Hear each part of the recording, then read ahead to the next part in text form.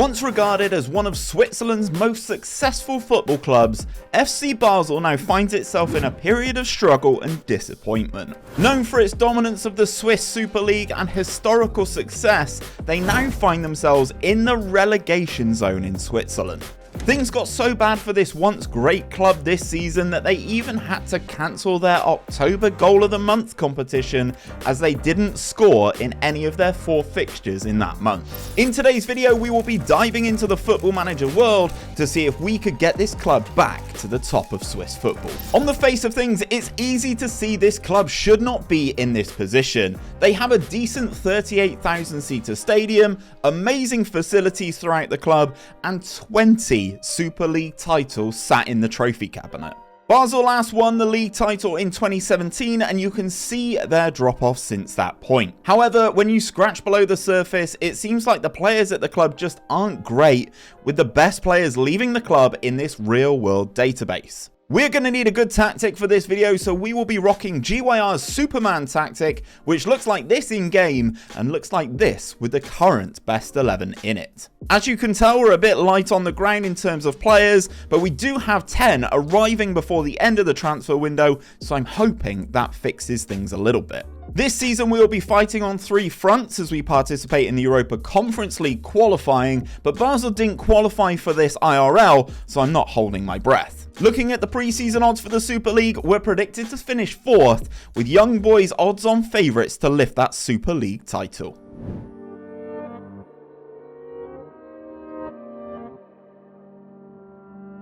Before we get into the results of Season 1, I have something amazing to share with you as we kick off 2024 with some potential weight loss goals. I've got mine. I'm going to get married this year. I need to get in more shape, and I'm going to be doing that with the support of the team at HelloFresh. Picture this, hundreds of delicious meals right at your fingertips, delivered straight to your door every week. No more scrambling around for recipes or battling the supermarket crowds. HelloFresh takes the guesswork out of meal planning, making it the perfect way to start your wellness journey this year. And here's the best part, use my link in the description to get a whopping 60% off your first order, plus 2 free gifts to even sweeten the deal. Yes, you heard that right, 60% off using that link in the description. Click on that. Order your first box today, and let's all have a happier, healthier 2024 together. Let's get into the results of Season 1. We will kick off the Season 1 review with our performance in the Europa Conference League, where we fared better than Basel in real life, but not by much. In the second qualifying round, we faced Pogon from Poland and we were on the road first. The game was full of goals, but thanks to 3 in the last final 10 minutes, we managed to take a 4-2 lead into the second leg. Back in Switzerland, we had another goal fest, with this one finishing 5-4 to see us progress to the next qualification round with a 9-6 aggregate win. In this round, we came up against Turkish Super League side Addons, who were managed by Patrick Kluivert. We were on the road again in the first leg, and despite taking the lead in the game, we did slump to a 2-1 loss on the night. And back at home, things got even worse as we suffered a 3-0 defeat, losing the tie 5-1 and seeing our Conference League run come to an end. Which, to be honest, in the grand scheme of things, was probably a good thing. Our start to the league campaign was rough to say the least, but you can see in October the system started to click and we started to pick up some more points. Our key man this season was Jonathan Dubuisson, who contributed 15 goals and 10 assists in all competitions since his arrival from Albacete. As we moved into 2024, things settled down in terms of results, but you could still see the gap between us and the best teams in the league. We did qualify for the championship group, but suffered losses to Zurich, St. Gallen and Young Boys to see us finally finish 4th in the table, with Young Boys picking up yet another title. However, there was a silver lining to this season, and that was in the Swiss Cup. We managed to comfortably knock out lower league opposition on the way to the quarterfinals, where we would take on FC Thun. Again, playing against lower league opposition, we were able to take charge of the game, rattling 3 goals in without any response to move into the semi-finals. And this is where we would face our first big test of the competition, as we would have to take on Young Boys at home. In the game, Young Boys took the lead early, but we were able to fire our way back into the game with 4 different goal scorers getting on the score sheet to give us a 4-1 lead. However, the league champions did mount a comeback, scoring twice in injury time, but it was too little too late as we moved into the final. We'd face Lugano in that final and take the lead early through Augustin's deflected free kick. Lugano did manage to pull level on the 20-minute mark, but we were on top in this game and managed to add a further 2 goals in the second half to lift the Swiss Cup for the first time since 2019. So we'd won a trophy and finished where we were predicted in the league, but the board were pretty unhappy with me. We were going to have some work to do for the next season as we were entering the Europa League because of our Swiss Cup win. We have just over £1 million to spend over the summer, so it's time to wheel and deal. Over the summer, we worked really hard to try and turn this team into a title-winning side yet again. We started with 8 players leaving the club, but didn't really break the bank in terms of the money coming in. On the incoming side of things, we moved all of our money into the wage budget and picked up 4 players on free transfers. First up was goalkeeper Timothy Fayulu, who joined from Sion, and he was followed in by Roberto Correa, who arrived to compete for the right back spot. In midfield, we added 2 names in Victor Camarasa, who arrives from Oviedo in Spain, and Manolo Portanova, who joins from Regina in Italy. With these additions, this is how we're set up for the season, and we're well balanced. But not many standout players. Everyone in the team is sharing a very similar sort of star rating. Competitions wise this season, we have 3 things on the schedule, but we will be entering into the Europa League where we join in the playoff round. It feels like we've improved this season as we're predicted to finish 3rd in the league, but we're still miles behind Young Boys, who are near impossible to catch this season.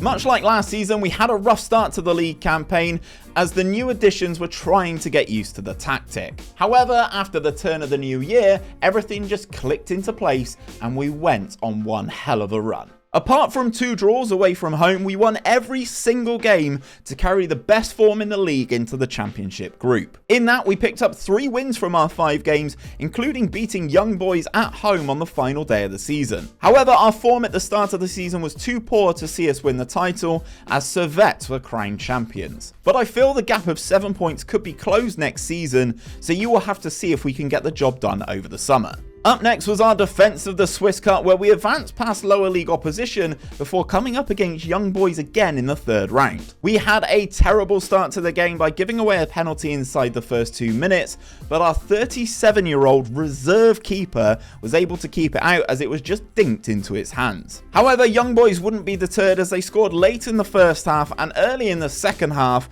to open up a 2-goal lead. We did manage to pull a goal back through substitute Emmanuel Essaim, but that wasn't enough, so we crashed out of the cup with a poor trophy defence. And finally, we have the Europa League, where we had to attempt to make it past the qualification playoff round, where we would come up against Hearts from Scotland. The first leg on the road was highly contested, and we managed to break the deadlock with a nice set-piece routine to take a slender lead back to Switzerland. Back home, things were a bit more routine as we managed to put Hearts away 4-1 on the night, meaning we would move into the Europa League proper. However, it was a very disappointing showing as we only managed to secure 5 points from our 8 games, suffering 5 defeats. Those results saw us finish down in 30th in the table, but the financial windfall from our appearance in the league phase should really help a club of this size. This summer we have over £1 million to spend again, and we've got £40,000 worth of space in our current wage budget. This summer we had some really key movements leaving the club, which allowed us to generate even more money to be active in the transfer market. First, Juan Galto left for England as he joined Luton Town for an initial £8.5 million, and he was followed out by Renato Viega, who joined Sheffield United for £6.25 million. That allowed us to be a little bit more aggressive in the transfer market and bring in some amazing talent for this level. The most expensive player on the incoming side of things was Facundo Farias, who joined from Inter Miami for $5.5 million, and he is a massive upgrade in the attacking midfield positions. We also spent $3.2 million on Ilario Monteresi from Frosinone, Din Barlov, who joined us from St Polten for £2 million, and we also spent $1.2 million on Noah Pearson from Young Boys. We did, however, pick up a couple of free transfers as we pulled in Christian Broja from Braga and Michael Keane, yes, that Michael Keane, from Torino. And finally, we secured the loan signing of Renier from Real Madrid. Team-wise, we feel marginally better than last season, so I will be hoping to close that 7-point gap.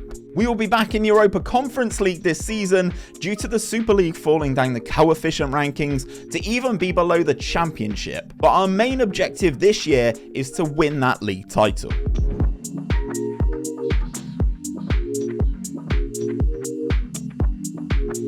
Before we get into the season's results, I have to tell you about yet another player that we lost to the Premier League. It seems like nobody can compete with their spending power.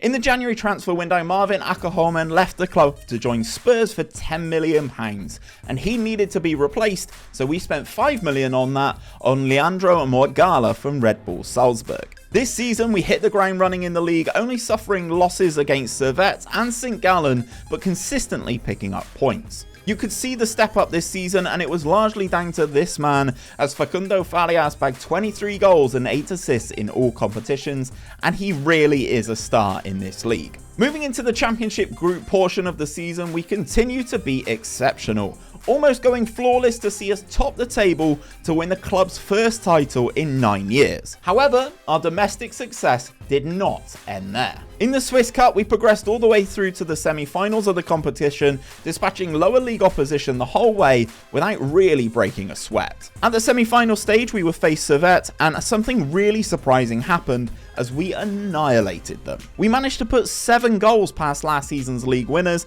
in a 7-2 win to see us coast into the final. In the final, we would come up against Zurich, but we couldn't be deterred as Dubasin and Jovanovic scored the goals to see us win our second Swiss Cup of the Save. And finally, we have the Europa Conference League, where we progressed through the qualification phase pretty comfortably, knocking out teams from Slovakia and Slovenia on our way to the league phase. In the league phase, we had our best European performance of the rebuild so far, picking up 11 points from 6 matches to finish 12th in the table and qualify for the knockout stages. In the knockout playoff round, we faced Rijeka from Croatia, and we would be away from home in the first leg. Despite going a goal behind in the game, we were able to battle back with 3 goals before the home side added a second in the 89th minute. So we had a slender goal lead to take into the second leg, and at home we extended that with another 2 goals to win the tie 5-2 on aggregate. The result meant that we moved into the round of 16, where we faced another trip to Croatia, this time to face Hajduk Split. This time we were at home first, and this game was crazy, with goals flying in left and right, with the game ending in a 3-3 draw, giving us a big job to do in the second leg. On the road, Facundo Farias put us into the lead in the tie, but Split were able to pull level in the second half. And that's how the game ended and went to extra time, where we had a minor lapse in concentration from a corner to concede in the 121st minute to disappointingly exit the competition. So in Season 3, we had a domestic double and a much better showing in continental competition, but next season will be different as we will be back in the Champions League. We're going to need to make that step up, and I have just over £6.5 million in the transfer budget to try and make this team Champions League ready. So let's get to it. In this summer transfer window, we managed to generate an additional £17.5 million in 3 player sales as Ilario Monterresi joined Bournemouth for £6 million, Manolo Portanova moved to Crystal Palace for £6.25 million, and Emmanuel Essaim departed for Saudi Arabia for £5.25 million. Those additional funds allowed us to recruit well in the transfer market as we signed Leonidas Sturagou from St. Gallen for an initial £5 million and Filip Regic from Liga Warsaw for £3.1 million.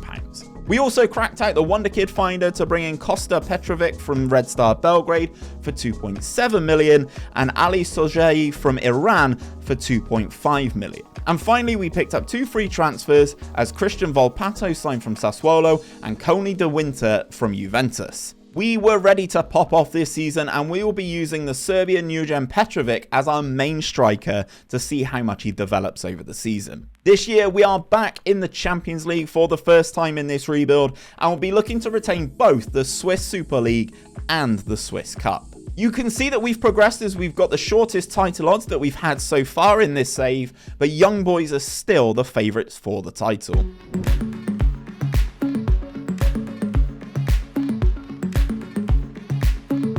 With the season underway, we picked up one final signing for the season as we signed Armin Gigovic from Rostov for £5.75 million, giving us a few decent options in the DM spots. But I have to tell you, this season was ludicrous. We will start off by talking about the Champions League, where we had to qualify for the competition. On the qualification path, we knocked out teams from Armenia, Romania and Norway to qualify for the Champions League phase and secure a massive financial windfall. In the league phase, we faced some huge clubs throughout Europe and actually picked up wins against Feyenoord and Newcastle, and even drew away to PSG and Stuttgart. However, we only gathered 9 points from our 8 fixtures, meaning we sadly missed the cutoff for the knockout stages by just 1 point. Domestically, we looked unstoppable, winning our first 14 matches in a row, and this form was down to the emergence of Kosta Petrovic, who developed into an absolute stud. In all competitions this season, the 19-year-old bagged 34 goals and is now labelled as a bona fide wonder kid. Cheers, Wonder Kid Finder. In the back half of the season, we continued to be impressive, only dropping one game on the road to Luzern to spoil a potential unbeaten season. But as you'd expect, we coasted to the title, winning it by 27 points. We finished the season on 97 points, which saw us actually break league records for most wins and points earned. And in the Swiss Cup, we progressed to the final for yet another season without moving out of second gear. In the final, we faced Grasshopper Zurich, who really couldn't hang with us as we ran out 5-0 winners in one of the most one-sided finals you will ever see. So it was another League and Cup double and a much better performance in the Champions League this season. So this is where things get really interesting with this save, because in November, we actually received a tycoon takeover, and we now kind of have more money than we know what to do with. If you look at the finances, we now have a staggering £80 million in the bank and a transfer budget of £33 million, and our wage budget has over doubled. So now I want to pass the save over to you. These save files are live over on my Patreon right now for you to carry on this story, because I really think this club is capable now, especially with the Tycoon takeover, of achieving really good things. And if you do like the FM24 rebuild content, check out this playlist. It's all the rebuilds that we've done on this year's game.